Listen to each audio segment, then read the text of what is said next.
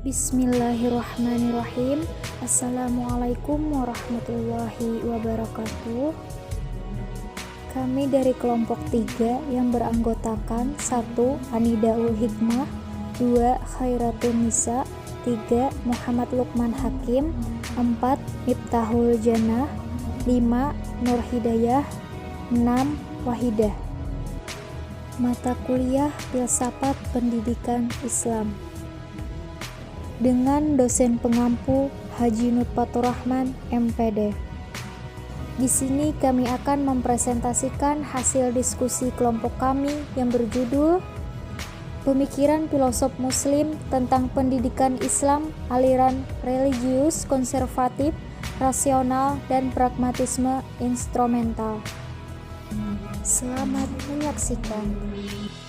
A. Aliran religius konservatif, rasional, dan pragmatisme instrumental. Nama saya Anidaul Hikmah. Di sini kita akan masuk ke pembahasan yang pertama, yaitu 1. Aliran religius konservatif atau Al-Muhafiz dan tokoh-tokohnya. Aliran ini bergumul dengan persoalan pendidikan cenderung bersikap murni keagamaan. Mereka hanya mencakup ilmu-ilmu yang dibutuhkan saat sekarang atau hidup di dunia yang jelas-jelas akan membawa manfaat kelak di akhirat. Aliran ini memfokuskan hanya pada ruang lingkup pendidikan agama saja, dengan alasan dengan cara ini sudah cukup menjadi bekal di akhirat kelak. Mereka yang menggunakan aliran ini tidak banyak yang dibahas. Cuma satu tema yang dipakai, yaitu pekerjaan yang pasti berguna waktu di negeri akhirat atau kita sebut ibah. Tokoh-tokoh yang ada di aliran ini ialah Al-Ghazali, Nasiruddin Al-Tusi, Ibnu Jamaah, Sahnun, Ibnu Hajar Al-Haytami, dan Al-Qabisi. Nama saya Khairatul Nisa dari kelompok 3. Di sini saya akan melanjutkan penjelasan materi dari teman saya. Menurut aliran konservatif, ilmu dapat dibagi menjadi sebagai berikut. Pertama, ilmu yang wajib dipelajari oleh setiap individu, yaitu ilmu tentang tata cara melakukan kewajiban yang sudah tiba saatnya dan ilmu tentang kewajiban-kewajiban agama atau ulum al-faraid al-diniyah.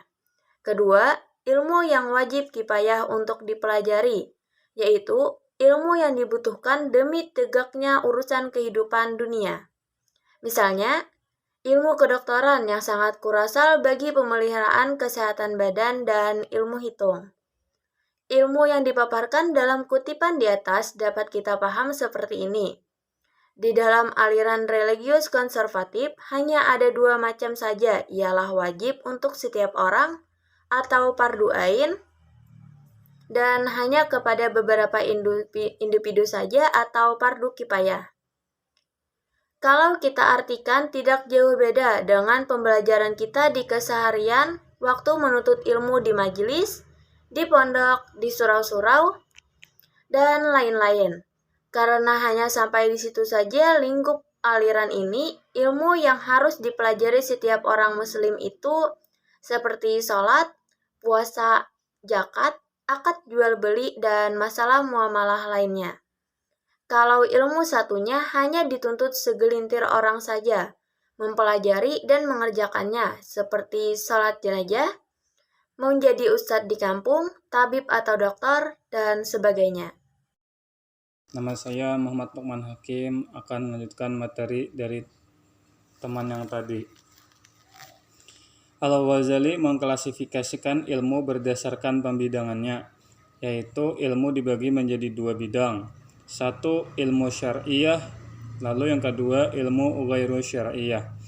Ilmu syariah merupakan semua ilmu yang berasal dari para nabi, yaitu ilmu usul, ilmu furu', ilmu pengantar, dan ilmu pelengkap. 2. Ilmu ghairu syariah merupakan semua ilmu yang berasal dari ijtihad ulama atau intelektual muslim, yaitu ilmu terpuji, ilmu yang diperbolehkan tak merugikan, ilmu yang tercela.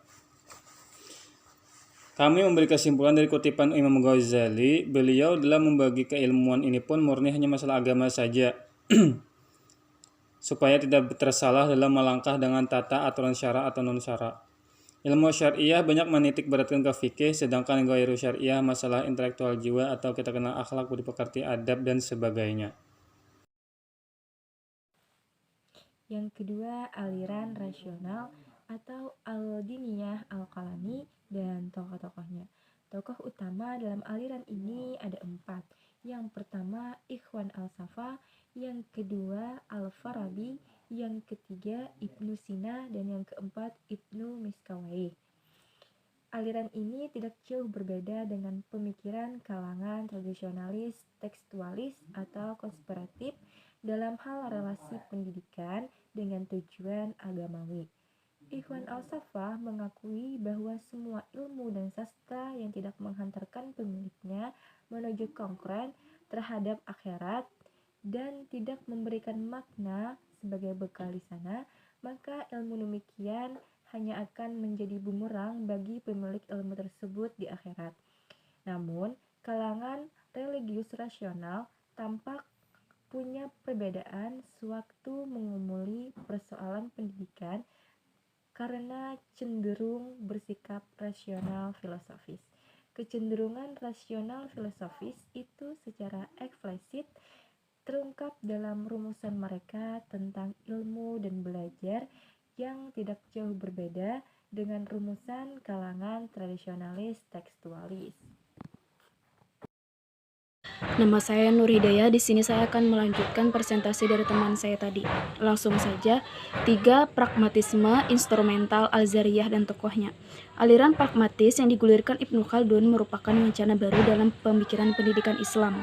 Apabila kalangan konservatif mempersempit ruang lingkup sekuler di hadapan rasionalis Islam dan mengaitkannya secara kaku dengan pemikiran atau warisan salaf. Sedangkan kalangan rasionalis dalam sistem pendidikan atau program kurikuler berpikiran idealistik sehingga memasukkan semua disiplin keilmuan yang dianggap substansif bernilai. Maka Ibnu Khaldun mengakomodir ragam jenis keilmuan yang nyata terkait dengan kebutuhan langsung manusia, baik berupa kebutuhan spiritual, rohaniyah maupun kebutuhan material jasmaniah. Menurut Ibnu Khaldun, ilmu pengetahuan dan pembelajaran adalah tabi'i atau pembawaan manusia karena adanya kesanggupan berpikir. Kesanggupan berpikir pendidikan bukan hanya bertujuan untuk mendapatkan ilmu pengetahuan akan tetapi juga untuk mendapatkan keahlian duniawi dan ukhrawi. Keduanya harus memberikan keuntungan, karena baginya pendidikan adalah jalan untuk memperoleh rezeki. Aliran yang disampaikan oleh Ibnu Khaldun ini adalah suatu cara yang baru digunakan dalam ilmu pendidikan Islam. Kebanyakan pada dewasa ini dapat kita lihat sendiri memang merata di lingkungan kita menerapkan aliran ini secara tidak langsung di lembaga pendidikan formal maupun non-formal. Nah, jadi aliran pragmatis yang disampaikan oleh Ibnu Khaldun ini adalah suatu cara yang baru yang digunakan dalam dunia pendidikan Islam. Kebanyakan sekarang ini dapat kita lihat sendiri secara merata di lingkungan kita menerapkan aliran ini secara tidak langsung di lembaga pendidikan formal maupun di lembaga non-formal. Tujuan aliran ini ruang lingkupnya luas karena berbeda dengan aliran-aliran yang telah disebutkan, yaitu untuk mendapat skill yang agamis, misalnya ibadah wajib, sunnah, dan lain-lain. Tidak hanya itu saja, aliran ini menuntut kita untuk bisa juga menguasai keahlian duniawi seperti pekerjaan, kebiasaan sehari-hari, dan sebagainya.